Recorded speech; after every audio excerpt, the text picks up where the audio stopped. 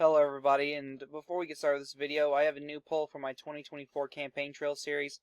It's not much, just go down in the description and fill it out. It's fun. Well, seems like fun. So if you want to partake, just go down the description. It's free. It's all. Hey everybody, welcome back to a brand new video. This is the Supreme Court Decision Timeline, Episode 6. Taking a look at the current Supreme Court. It is a 5-4 liberal court, with our justices being Chief Justice Samuel Blatchford, Associate Justice Horace Gray, Justice Stephen Johnson Field, Justice William Strong, Justice Melville Fuller, Justice Howell Edmonds Jackson, Justice Lucius Quintus Cincinnatus Lamar, the greatest name ever, Justice Henry B. Payne, and Justice Peter Watkins Hardin. Starting off with 1893, Chief Justice Samuel Blatchford passes away, and as well as Associate Justice Lucius Quintus Cincinnatus Lamar, with the Senate replacing Blatchford with Emile Henry Lacombe, and the House replacing Quintus Lamar with Edward Douglas White. The Panic of 1893 also occurred in this year. In 1894, the Cripple Creek Miners' Strike of 1894, as well as the May Day riots of 1984. 1895, Justice William Strong passes away, as well as Justice Howell Edmonds Jackson, with the House appointing Joseph McKenna and Oliver Wendell Holmes Jr. to replace them. 1896, Associate Justice Henry B. Payne passes away, and William R. Day is appointed to replace him. There is also the Yaqui Uprising, as well as the Twin Shafted disaster. Going on to the 1896 vice presidential election, Republican Governor William McKinley defeats Democrat Vice President Adlai Stevenson 244 to 203 to become the 20th vice president. In 1897, President Benjamin I establishes the U.S. Copyright Office, as well as Black Hills National Forest, and there was also the Latimer Massacre. In 1898, the Spanish-American War takes place this year. It begins and ends here. President Benjamin I establishes the Prescott National Forest, as well as signs the Treaty of Paris, which ends the Spanish-American War, and Guam becomes a U.S. territory. 1899, Justice Stephen Johnson Field passes away, and George Sears Jr. is appointed to replace him by the House of Representatives. The Philippine-American War would begin this year, as well as the Great Blizzard of 1899. In 1900, the San Francisco Plague of 1900 and 1904 would begin. And looking at the 1900 vice presidential election, Republican Vice President William McKinley would defeat Democrat Congressman William Bryan 292 to 155 to win re-election. 1901, President Benjamin I passes away, and Vice President William McKinley is selected as the 7th president by the Supreme Court, meaning Secretary of State John Hay becomes the 21st vice president. There is also a typhoid fever breakout.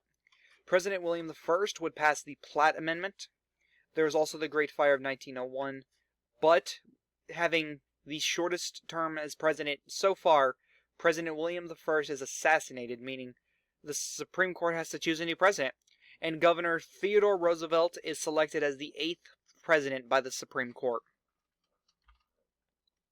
In 1902, Justice Horace Gray passes away, and William Henry Moody is appointed to replace him by the House. President Theodore I prosecutes the Northern Securities Company for breaking antitrust laws. There is also the Coal Strike of 1902, as well as the Philippine-American War ending. In 1903, there is the Oxnard Strike of 1903. President Theodore I establishes the Department of Commerce and Labor, as well as the Hepner Flood of 1903. In 1904, there was the Great Baltimore Fire, as well as the 1904 vice presidential election, with Republican Vice President John Hay defeating Democrat Judge Alton Parker 296 to 179 to win re-election. 1905, Vice President John Hay would pass away, meaning Speaker Joseph Cannon would become the 22nd Vice President. President Theodore I would help negotiate the Treaty of Portsmouth between Japan and, I think, France? 1906, the San Francisco earthquake. President Theodore I would pass the Meat Inspection Act and the Pure Food and Drug Act, as well as there being the Atlanta race riots. 1907, President Theodore I establishes Nantahala National Forest, Colville National Forest, Umpqua and Custer National Forest, Inyo National Forest, and Kugak National Forest, as well as the Panic of 1907.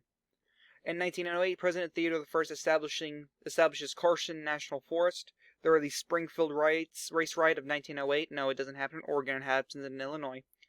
And Republican Vice President Joseph Cannon defeats Democrat Congressman William Bryan 321 to 162 to win re-election. 1909, President Theodore I establishes Superior National Forest. 1910, Associate Justice Melville Fuller passes away, and the House replaces him with Horace Harmon Lurton. The Westmoreland County coal strike of 1910-11 begins. President Theodore I establishes Glacier National Forest as well as the Great Fire of 1910. Going on in 1911, President Theodore I establishes Colorado National Monument. Going on in 1912, the only major thing is the 1912 election, or vice president election, where Republican Secretary William Taft defeats Democrat Congressman William Bryan 391 to 140 to become the 23rd vice president. 1913, the 16th Amendment is ratified, which is the naturalization process mainly. The Great Dayton Flood, the 17th Amendment, the direct elections of senators is also ratified. The Indianapolis streetcar strike of 1913 and the Great Lakes storm of 1913 happen here. As we hit the end of this video, we now take a look at the current Supreme Court after 1913. It is now a 6-3 conservative court. We have Chief Justice Emile Henry Lacombe, Associate Justices Justice William Henry Moody, Justice George Sears Jr., Justice Joseph McKenna, Justice Horace Harmon Lurton, Justice Oliver Wendell Holmes Jr., Justice Edward Douglas White, Justice William R. Day, and Justice Peter Watkins Hardin. So guys, I hope you enjoyed this video. This is the Chaotic One saying, peace.